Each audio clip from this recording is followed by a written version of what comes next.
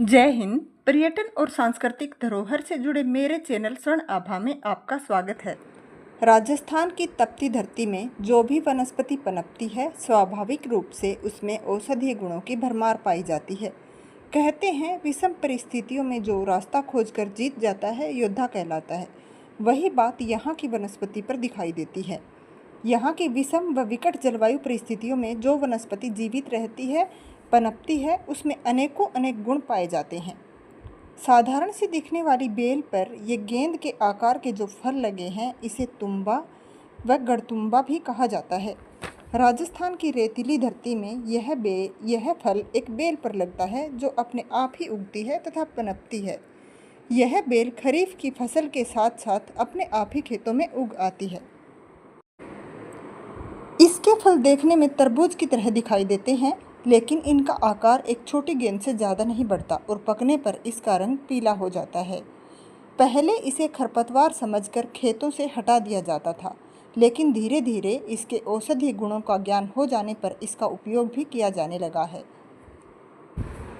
इस फल का उपयोग दो तरह से किया जाता है, पशुओं के लिए और मनुष्य के लिए आयुर्वेदिक दवाओं में।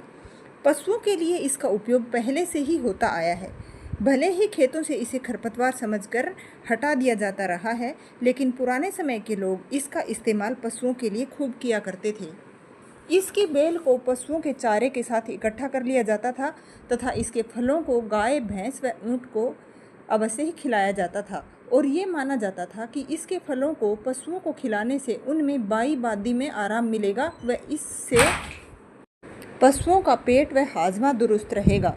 इसके फलों को तोड़कर भैंस व ऊँट के सामने ऐसे ही हाथ पर रखकर खिलाने पर पशु भी बड़े चाव से इसे सीधा ही खा लेते थे और खेतों में खूब सारे फल इकट्ठा होने पर इन्हें सुखाकर इनका चूर्ण भी बनाकर रख लिया जाता था। इसका जो सूखा हुआ चूर्ण इकट्ठा कर लिया जाता था, उसको पशु में किसी भी तरह की पेट से संबंधित जब भी कोई दिक्कत होती थी, तब इसको जो पशुओं के लिए चाट तैयार की जाती थी, उसके ऊपर डाल करके और फिर पशु को चरा दिया जाता था।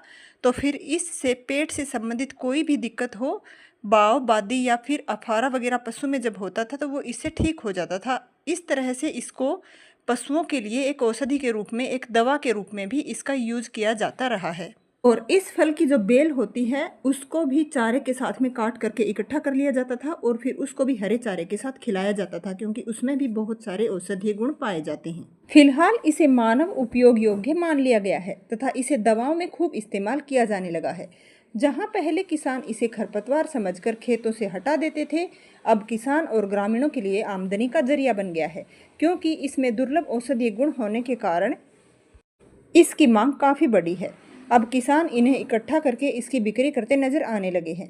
तुम्बा को इकट्ठा करने, काटने, सुखाने व इसके बीज निकालने के काम के लिए अब लोगों को इससे संबंधित रोजगार भी मिलने लगा है। तुम्बा फल पशुओं में रोग प्रतिरोधक क्षमता बढ़ाने के साथ ही इंसानों की आयुर्वेदिक औषधियों के काम में आने के कारण अब इसे औषधीय वनस्पति के रूप में पहचाना जाने लगा है।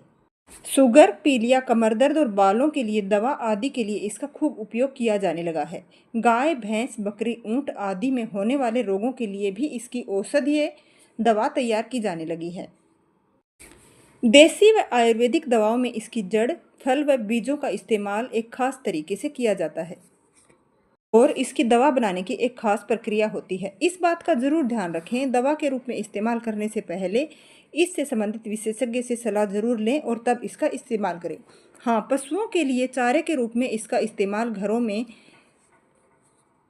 किसान परिवार प्राचीन समय से करते आ रहे हैं, तो इसका इस्तेमाल किया जा सकता है, क्योंकि पशु रखने वाले किसान व ग्रामीण लोग पीढ़ी दर पीढ़ी परंपरागत रूप से इस तरह की जानकारी अवश्य ही रखते हैं तथा इसका इस्तेमाल करना जानते हैं। हमें अपने आसपास की वनस्पति व इसके उपयोग के बारे में जानकारी अवश्य होनी चाहिए, वह जानकारी रखना जरूरी है। इससे हम अपनी आने वाली पीढ़ी को घरेलू वनस्पति की साधारण जानकारी सामान्य तरीके से बातचीत के माध्यम से दे सकते हैं, जिससे वे अपने आसपास की वनस्पति को जान सकें और पहचान सकें। ऐसा करना भी अपनी परंपरा व संस्कृति में योगदान होगा। अतः जानकारी रखें और जागरूक रहें। आप मेरे चैनल पर टूरिज्म और यूनिक वनस्पति से संबंधित वीडियो भी देख सकते हैं, तो आप मेरे चैनल को सब्सक्राइब जरूर कर लें। धन्यवाद।